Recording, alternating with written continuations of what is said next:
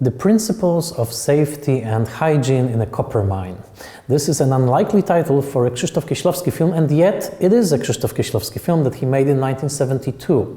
It's one of his two industrial/propaganda films that he was ordered to make by copper industry in southwest Poland.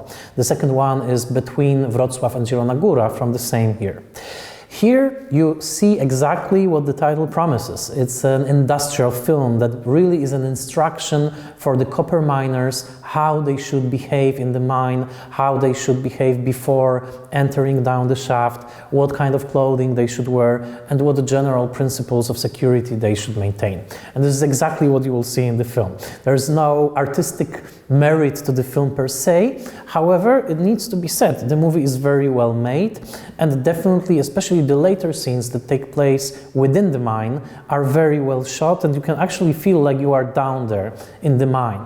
The movie feels quite lived in. I mean, remembering that this is a propaganda film, you can actually, there's very little of the stiff tone of the stiff propaganda films that were produced at the same time in Poland and elsewhere as well. You can tell that Kieślowski was very much under the impression of British filmmakers of the 30s and 40s, for example, movies like Coalface and films by John Grierson.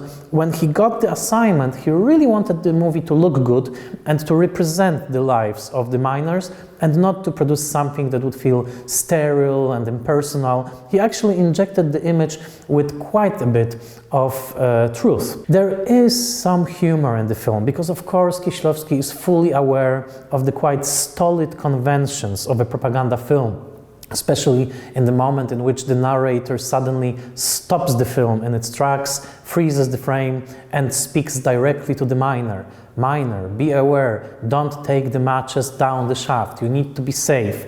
Of course, you can tell that Kieślowski is having fun with this element. You know, he knows it's funny, he knows that this is usually how those films look like, so he's having this little joke.